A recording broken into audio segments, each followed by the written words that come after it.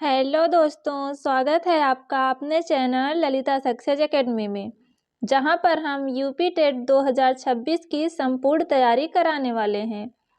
और आज की इस क्लास में हम पढ़ने वाले हैं हिंदी के मोस्ट इम्पॉर्टेंट क्वेश्चंस के बारे में। यह हमारा हिंदी का चौथा प्रैक्टिस सेट है। इसके पहले हमने हिंदी का 3 प्रैक्टिस सेट कराया है और एसएसटी का 12 प्रैक्टिस सेट कराया है। यदि आपने उन क्लासों को नहीं देखा है तो आप ज़रूर देखिएगा। तो चलिए आज की इस बेहतरीन क्लास की शुरुआत करते हैं। हमारा पहला प्रश्न है, छा ध्वनि का उच्चारण स्थान है।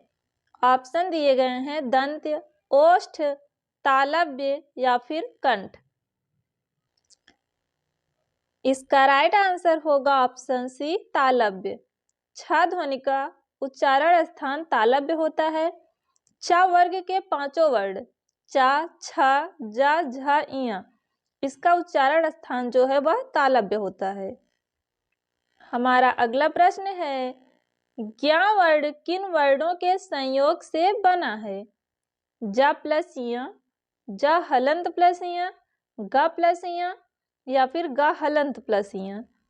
इसका राइट आंसर होगा ऑप्शन बी, ज हलंत प्लस इया के योग से ज्ञ वर्ण बनाया गया है। ग एक संयुक्त वर्ण है। संयुक्त वर्णों की संख्या 4 होती है, जिसमें आते हैं छत्र, त्र, ज्ञ और स्रा। ये चारों जो हैं वे संयुक्त वर्ण हैं। हमारा अगला प्रश्न है, अध्यापिका में कौन सा प्रत्यय होगा। ई का प्रत्यय, अका, आ या फिर अधि। तो अध्यापिका में जो है इसमें ई का प्रत्यय है। इसका राइट आंसर होगा ऑप्शन ए। हमारा अगला प्रश्न है, सदैव में प्रयुक्त संधि का नाम है। सदैव कौन सी संधि है। व्यंजन संधि, स्वर संधि, विसर्ग संधि या फिर इनमें से कोई नहीं।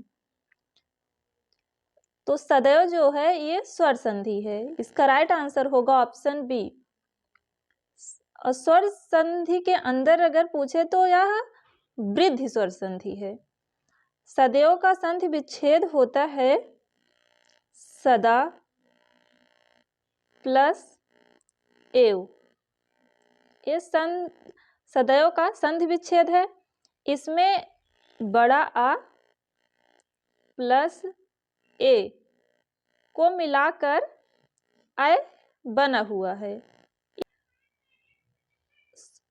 वृद्धि संधि की बात करें तो इसमें छोटा आ या बड़ा आ के बाद जब ए आय आता है तो दोनों के मेल से आय बन जाता है। जैसे तथा प्लस एव बराबर तथयो, मत प्लस ऐक बराबर मतैक। इसी प्रकार से जब छोटा आ या बड़ा आ के बाद ओ या फिर आओ ये आते हैं तो इन दोनों के मेल से औ बन जाता है। जैसे वन प्लस औषधि बराबर वनौषधि। हमारा इसका राइट आंसर होगा ऑप्शन बी। अगला प्रश्न है, सत्याग्रह का सही संधि विच्छेद है। सत्या प्लस ग्रह, सत्य प्लस आग्रह, सत्य प्लस ग्रह या फिर सत्य प्लस आग्रह। तो इसका राइट आंसर होगा ऑप्शन डी, सत्य प्लस आग्रह। सत्याग्रह का सही संधि विच्छेद सत्य प्लस आग्रह होगा। अगला प्रश्न है, यथाशक्ति में कौन सा समास है। तत्पुरुष समास, अव्ययी भाव, बहुब्रीहि या फिर कर्मधारय। तो यथाशक्ति में अव्ययी भाव समास है। इसका राइट आंसर होगा ऑप्शन बी। यथाशक्ति का अर्थ है शक्ति के अनुसार। जिस समास का पहला पद अव्यय तथा प्रधान हो उसे ही अव्ययी भाव समास कहते हैं। अगर हम इसकी पहचान बताएं तो इसकी पहचान होती है, इसमें पहला पद जो होता है वह अनु आता है। अनु या फिर आ होता है या प्रति आता है या फिर यथा हो या फिर भर। ये जो शब्द हैं जब पहले आते हैं तो इससे पता चलता है कि यह अव्ययी भाव समास है।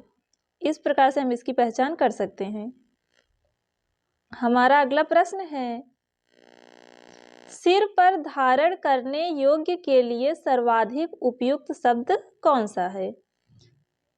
छत्र कहते हैं, मुकुट, सिरोधार्य या फिर तिलक। तो जो सिर पर धारण करने योग्य हो उसे सिरोधार्य कहते हैं। इसका राइट आंसर होगा ऑप्शन सी। सिर पर धारण करने योग्य को सिरोधार्य कहते हैं, जबकि तिलक की बात करें तो यह माथे पर लगाया जाता है और मुकुट भी माथे पर बांधा जाता है। छत्र की बात करें तो छत्र सिर के ऊपर सम्मान के रूप में सुशोभित होता है। इस प्रकार से इसका राइट आंसर होगा ऑप्शन सी। अगला प्रश्न है, कठिन काव्य की प्रेत है, यह किस कवि के लिए कहा गया है? निराला के लिए, केशवदास के लिए, बिहारी के लिए या फिर अज्ञे के लिए? तो इसका राइट आंसर होगा ऑप्शन बी, केशवदास। कठिन काव्य की प्रेत है, यह केशवदास के लिए कहा गया है। यदि क्वेश्चन यह पूछे कि कठिन काव्य की प्रेत जो केशवदास के लिए कहा गया है यह किसने कहा है, तो रामचंद्र शुक्ल ने कहा है। केशवदास भक्ति काल के अंतिम और रीति काल के प्रथम कवि थे। अगला प्रश्न है, उल्टी गंगा बहाना मुहावरे का अर्थ क्या है? बहुत परिश्रम करना, असाध्य को साध्य करना, प्रतिकूल कार्य करना या फिर उल्टा पुल्टा करना? तो इसका राइट आंसर होगा ऑप्शन सी, प्रतिकूल कार्य करना। उल्टी गंगा बहाने का अर्थ होता है प्रतिकूल कार्य करना। अगला प्रश्न है, दोपहर के बाद का समय क्या कहलाता है? पूर्वाह्न कहते हैं, अपराह्न, मध्याह्न या फिर निशीथ? तो इसका राइट आंसर होगा ऑप्शन बी, अपराह्न। दोपहर के जो बाद का समय होता है उसे अपराह्न कहते हैं और दोपहर के पहले का जो समय है उसे पूर्वाह्न कहते हैं। ये पहले का हो, दोपहर के पहले का समय है और ये बाद का समय है। अगला प्रश्न है, निम्नलिखित में से कौन सा शब्द तत्सम है? काज, हाथ, काम या फिर काल? इसका राइट आंसर होगा ऑप्शन डी, काल। काल जो है यह एक तत्सम शब्द है, बाकी काज, हाथ, काम ये जो तीनों हैं ये तद्भव शब्द हैं। अगला प्रश्न है, निम्नलिखित में से सही वर्तनी को छांटिए। इसमें पूछ रहा है कि जिजीविषा जो है वह किस प्रकार से लिखा जाता है। तो इसका राइट आंसर होगा ऑप्शन ए, ये जिजीविषा का सही वर्तनी है, बाकी ये तीनों गलत हैं। अगला प्रश्न है, अनादर का सही विलोम शब्द क्या है? मान होता है, सम्मान, आदर या फिर सत्कार? तो इसका राइट आंसर होगा ऑप्शन सी, आदर का विलोम अनादर होता है।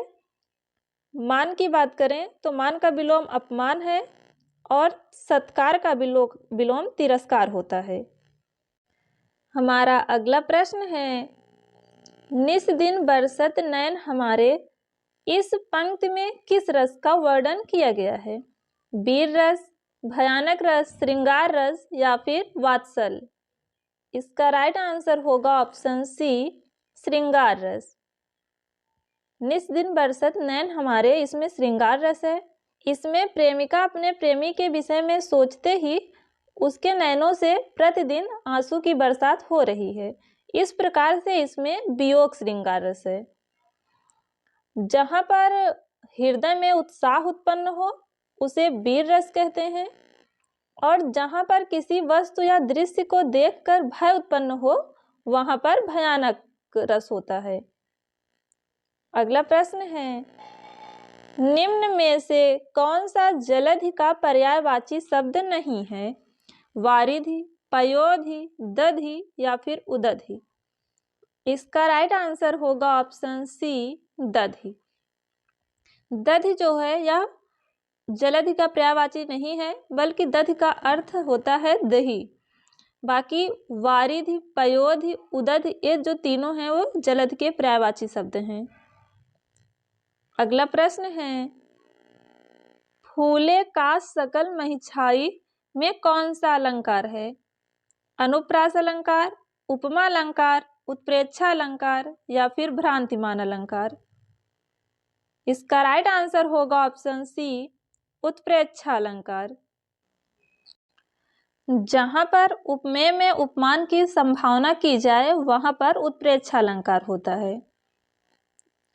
अगला प्रश्न है, जो दूसरे पर अभियोग लगाए उसे क्या कहा जाता है? अभियुक्त, अभियोगी, दोषी या फिर छिंद्रान्वेषी? इसका राइट आंसर होगा ऑप्शन बी, अभियोगी। जो दूसरे पर अभियोग लगाता है उसे अभियोगी कहते हैं और जिस पर अभियोग लगाया जाता है उसे अभियुक्त कहा जाता है। हमारा अगला प्रश्न है, दोहा और चौपाई कौन से छंद हैं? मात्रिक, सोरठा, वसंतिल का या फिर हरिगीत का? इसका राइट आंसर होगा ऑप्शन ए, मात्रिक। दोहा और चौपाई में मात्रिक छंद हैं। मात्रा की गणना पर आधारित छंद ही मात्रिक छंद कहलाते हैं। अगला प्रश्न है, निम्नलिखित में से कौन अनुरक्त का सही विपरीतार्थक शब्द है? विरक्त, अनासक्त, आसक्त या फिर विभक्त? इसका राइट आंसर होगा ऑप्शन ए, विरक्त। अनुरक्त का विलोम विरक्त होता है। अनासक्त और आसक्त ये एक दूसरे के विपरीतार्थक शब्द हैं। आसक्त का विलोम अनासक्त होता है। और विभक्त की बात करें तो इसका विलोम अविभक्त होता है। इसमें आ जोड़ देंगे तो इसका विलोम हो जाएगा।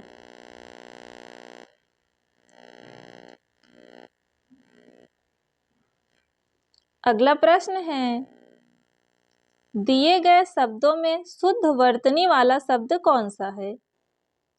तो इसका राइट आंसर है ऑप्शन सी, सच्चिदानंद। इसमें सच्चिदानंद सही लिखा गया है, बाकी सर्वोत्तम भी गलत है, सांसारिक भी गलत है और कीर्ति भी। कीर्ति में छोटी की ता पे छोटी की मात्रा होता है और सर्वोत्तम में यहाँ ता के पहले आधा ता लगा होता है और सांसारिक में भी दोनों पे आ की मात्रा होता है, दोनों सा पे। इस प्रकार से तीनों गलत हैं, सच्चिदानंद सही है। तो दोस्तों आज हमने कुल हिंदी के कुल 20 महत्वपूर्ण प्रश्नों की बात की है। उम्मीद है कि आज की क्लास आपको पसंद आई होगी। यदि क्लास पसंद आई हो तो एक लाइक ज़रूर करें और चैनल को सब्सक्राइब करें ताकि अगली क्लास का नोटिफिकेशन आपको सबसे पहले मिले। मिलते हैं अगली क्लास में, तब तक आप अपना ध्यान रखिए। धन्यवाद।